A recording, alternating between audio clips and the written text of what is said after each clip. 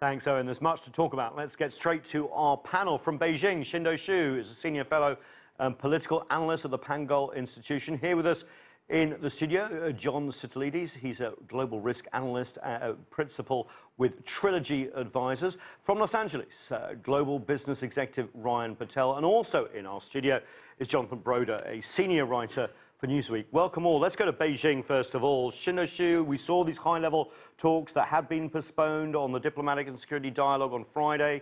Mike Pence, the Vice President of the United States, is going to be filling in for Donald Trump in Asia this week. Are we seeing a thaw between Beijing and Washington, or is it still just a diplomatic dance? Well, I would say there are signs of both sides, Washington and Beijing, somehow, as a Chinese scholar calls it, like a correction of their relationship because it's kind of going extreme in terms of rising tension between the two powers. Now, both sides see the need to stabilize the relationship. That's why you see the resumption of this diplomatic and security dialogue in Washington. And both sides say, like, military cooperation is important, and to avoid the near miss, almost like a military conflict in the South China Sea. Both sides, neither of them want to have a military conflict or want to have, not mentioning a war in South China Sea or over Taiwan. So people, after the phone conversation between the two leaders, President Xi Jinping and President Trump, we do see more positive signs of bringing the relationship back on track. Qinduo, thank you. John, slightly positive there, but we've got Mike Pence on his way to Asia, if not there already. He's been pretty tough on China. He gave this Hudson Institute speech at the conservative think tank. There was an op-ed in the Washington Post on Monday. Very much sort of Cold War thinking. People are calling it sort of a Mr. X article for a new Cold War. Is that going to be the message in APEC and elsewhere, or do you think there's going to be a calming of tensions? I think calming of tensions is the goal. I don't know if it's achievable right now. And I think there's a fundamental disagreement between the United States and China as to what constitutes, for instance, freedom of navigation and sovereignty in the South China Sea. And as long as the U.S. and China don't agree on those definitions, I'm afraid we're going to see more of the kinds of tensions that we saw with this near collision of the warships. If China intends to declare an air defense identification zone over its exclusive economic zone in waters that the U.S. and the rest of the world do not recognize, but if they go in that direction, I think we're going to see very serious diplomatic tensions in addition to military escalation potentially in the region. And then we still have to balance all the areas where we want to cooperate with China on Korea denuclearization, on counterterrorism, and of course, a resolution of these trade disputes. Yeah, Jonathan, what's your take? You've been covering the region for a very long time. Let's get your 30,000-foot view of where the US-China relationship is now, because it's very different. China's celebrating 40 years of reform and opening up.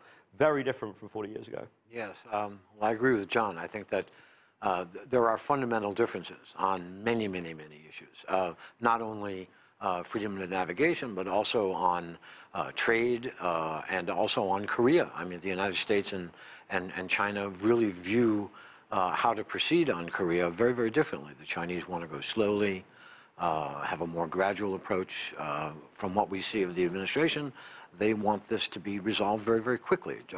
Trump is quite impatient about and very absolute about what he wants the North Koreans to do. Yes, it's because they both agree that a denuclearized Korean peninsula is the end game, but it's how to get there. Exactly, it's how to get there. And China has always said, even before this Trump deal, that they want sort of a reciprocal arrangement where the DPRK gives something and sanctions get lifted incrementally. But that's still not the U.S. position, even though the position seems a little bit more... No, the United States position is we are now entering into these talks with you. You have to basically give up everything first, and then we will, lift sanctions. There's a very high bar for the North Koreans to meet in terms of the U.S. demands. I just want to go a bit deeper. Do you see the U.S. sort of moving towards Beijing's position on this? I mean, the John Bolton all or nothing tactic doesn't seem to have worked, and the regions he's been moving on, including the Republic of Korea, saying, look, let's get this give and take. It really depends who you talk to. I mean, there are different camps in the United States. There's the Bolton camp, which is very, very absolutist. There's Mark Pottinger in the National Security Council, who is underneath Bolton, but not quite as hardline as he is. And then, of course, there's folks in the Pentagon and the State Department who have their own views on this. So there isn't really a unified U.S. position on this. I think you're absolutely right, not just on DPRK, but in a lot of things, Yes. China is having a real problem and working out how to deal with. They've admitted it openly as much. Ryan, that extends, doesn't it, to the economic sphere. Let's talk about the trade war. What was really interesting is we've seen sort of indications from the president that there seems to be some sort of wiggle room going into the G20 in Buenos Aires. But I don't know if anyone picked up on this CSIS speech of Peter Navarro, the trade and manufacturing advisor, over the weekend, on Friday, which was basically saying completely the opposite. There seems to be a real difference here. Where do you think U.S. policy and Beijing policy is going towards the trade war? Are we looking at a deal? Well, they're looking at the G20 to kick this off as a starter. I don't know it's going to get done to that point. And I did see Peter Navarro's comments. I mean, he also said that he's not in the middle of the negotiating this, and it's going to be Trump going to actually close this deal. So I think for many months, I think I think we've talked about this on this program before, that I feel like this was setting up for the G20 for Trump to come in as, again, I don't know if it's going to close the deal, but as to push it to the right rhetoric. And I think that's why you're starting to see this rhetoric come out with the delegation, so they can have a positive meeting. Because we all know that for businesses and for both heads of state, you need to have a positive meeting coming out of the G20. Imagine if it went the opposite direction with both of them meeting in person. I think that's an excellent point. Qinduo, can you put up for that? The stakes are high for Washington, but also for Beijing. Do they meet and not have a deal? And what could a possible deal look like, Qinduo? Well, I think if there's a deal, there could be a framework agreement reached by the two leaders that they can agree on the resumption of the negotiation. Both teams can resume their function and to talk about the differences. And secondly, I think the Chinese side can make some promises, even concessions, like to further opening up the market and increase the market access and reform some of the measures to better protect intellectual property rights. In response, I think the U.S. side can encourage, make promises like the U.S. will continue to encourage its companies to invest in China and also continue to export to China in terms of technology.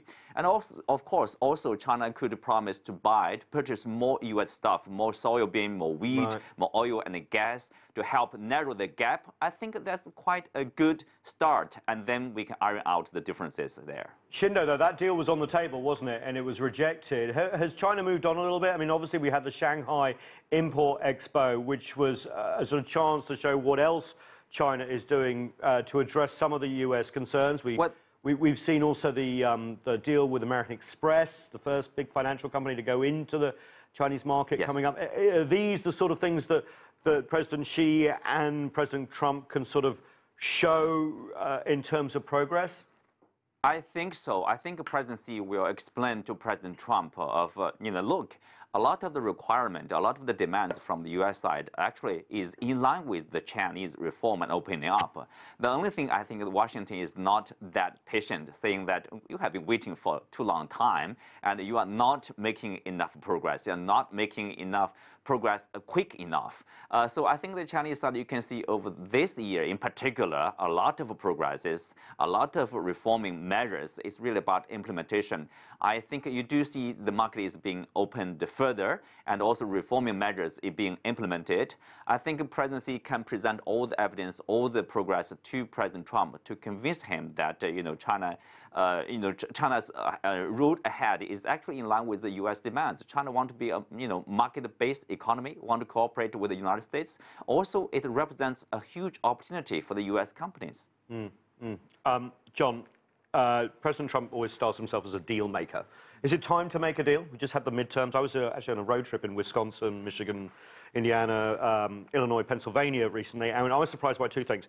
One, how much time people who are suffering under tariffs are willing to give Trump, quite a long time actually, and also how much actually the pain is already hurting. Is this time to make a deal in terms of Trump when he looks to re-election? He can't really win the White House without at least one or two of those states. It's a very important point that you raise. It might be a little bit on the early side. I think President Trump feels that there may be more pain to be extracted on the Chinese side before there's a serious agreement. But what about the pain here? Because it's getting pretty bad, isn't it? I understand that, but his voters are very loyal to him. And if they're willing to see that there's daylight at the end of this tunnel, so to speak, They may be willing to stick with him quite a bit longer. I don't think they really trust any other politician to extract the kinds of concessions from China that Trump seems to be willing to make. But I think there's a larger equation here also. One is clearly he's going to run for re-election, and so how does he ensure he maintains that electoral block that brought him into the White House to begin with? Only 70,000 votes in 3 of those states I mentioned, so it was really close. So razor-thin margin. Yeah. But I think also on a policy level, I think the White House is very serious about how to possibly link progress on trade to progress on denuclearization of North Korea, and also the South China Sea issues. These are not compartmentalized issues, and I think the White House will look to see how they balance up and down. Where there's progress in one, is there progress on the other? And if not, how do you hold back until you get progress in the area that you're looking for progress on? Interesting. Jonathan, Democrats just took the House. Is there going to be any difference in terms of policy towards China, do you think? I don't think so. I think that, you know, on trade, the administration has executive power. The Congress really doesn't really have that much to say about trade. So the president can pursue his trade policies really without congressional interference or whatever. But also you have to remember that on the issue of China, Democrats are, I think, more in favor of protectionism than the Republicans. And Republicans, of course, are hardline when it comes to confronting China on security issues. So there's a bit of an overlap in terms of support for Trump within Congress.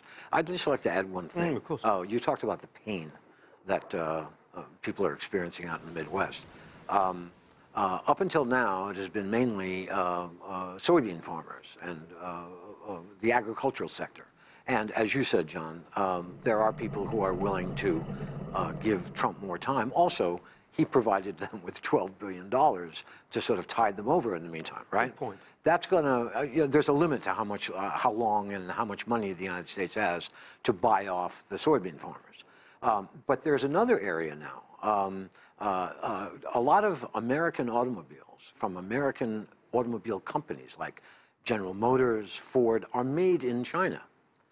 At least 40 to 50% of them. Yeah, absolutely. Yes, right. And those exports to the States are going to, the automobile companies have said they are going to stop bringing over these made-in-China cars to the United States. That's going to hurt.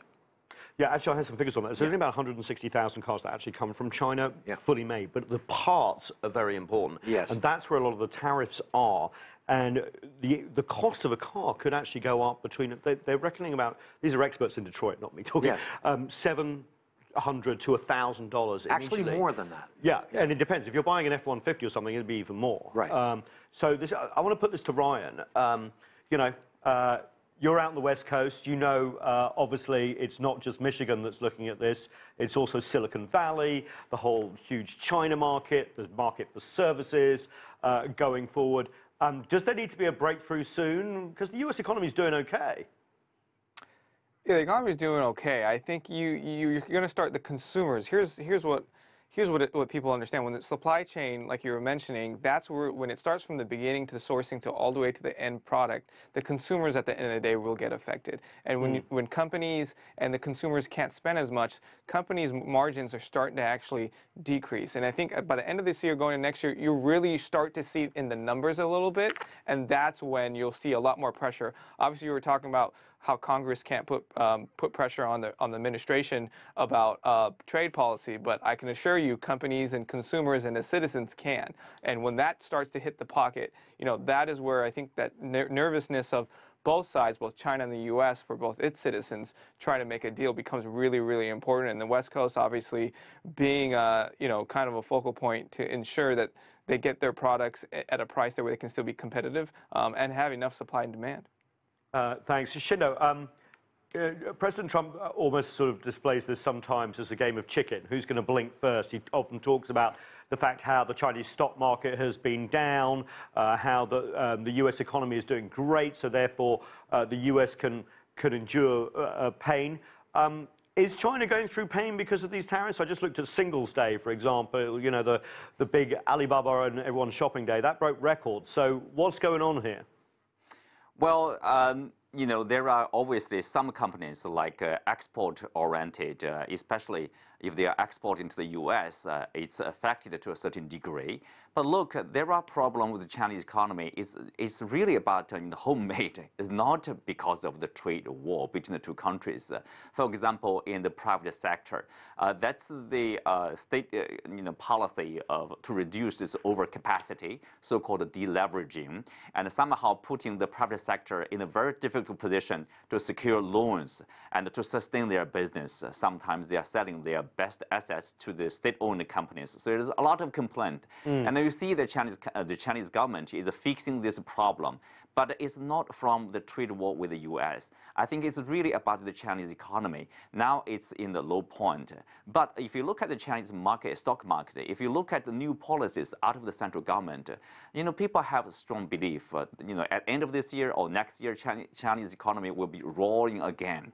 And look, I mean, next year or in the middle of next year, U.S. economy, we will see whether will continue like this, especially when the central bank is to increase the rates, and also this tax reduction, the effects will be probably marginal and continue to be reduced.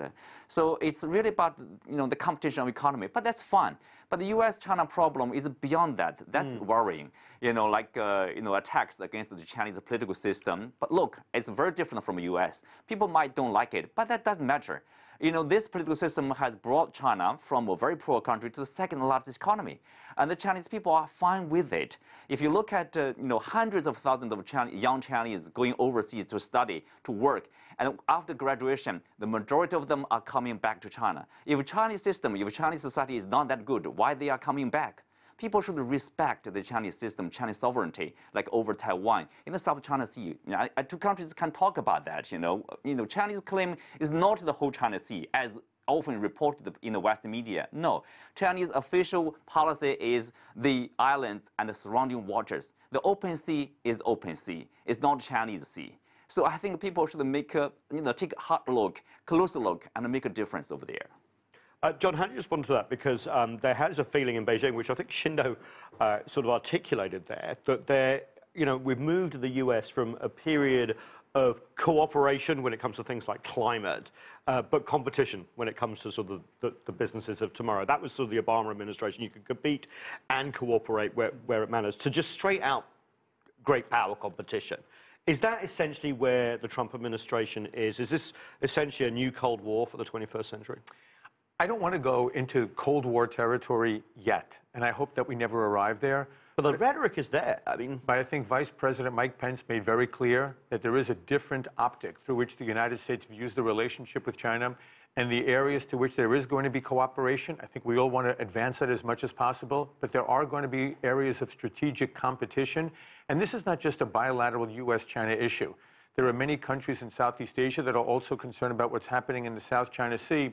And it's no accident in the days ahead, we'll see a reformation of what's known as the quadrilateral. Oh, by the way, I've studied the Quad a lot. It's not there. It really isn't. It really isn't there. You're just for our audience, you're talking about Australia, Japan, India, and the US acting as some sort of security alliance. Delhi really doesn't like this at the moment, and there are differences even in Canberra and Tokyo. Now, I get where you're going, because that's the vision, the free and open Indo-Pacific. The perceptions are there. Now, if the perceptions are inaccurate, that time will tell. But the perceptions are there, and there are these larger security issues that are very much prominent in the U.S. thinking right now. And the South China Sea is going to be a significant area of contention because it's such an important waterway, not only for China, but also for all of the Pacific Rim countries. And the principles there apply to freedom of navigation around the world. Sure. And Qinduo made that point, though, that China does have territorial claims on these islands. Vietnam does, Philippines, others. Yes. But it's usually sort of the 12 nautical mile and then the EEZ, the exclusive economic zone, that can come out of some of them, depending if they're populatable. It's very complicated, the UN law of the sea, as we know. But what I'm saying is they've never said, this is our lake. This is still going to be an international waterway, depending on whatever sovereignty arguments, whoever gets their sovereignty claims. If that's the case, I think we're heading towards an easier resolution of the differences in place. There are others who talk about the 9-dash line and sovereignty claims that may consume as much as 80% of the South China Sea. So that becomes worrisome because we have to address a whole series of multilateral security issues in the area. And that's going to be, I think, a very prominent area for hopefully not competition, but cooperation and obviously continued dialogue towards that cooperation down the road. Jonathan, we haven't mentioned Taiwan yet. It has been a flashpoint for decades in terms of US-China relations. We've had some very big arms sales recently to the island of Taiwan.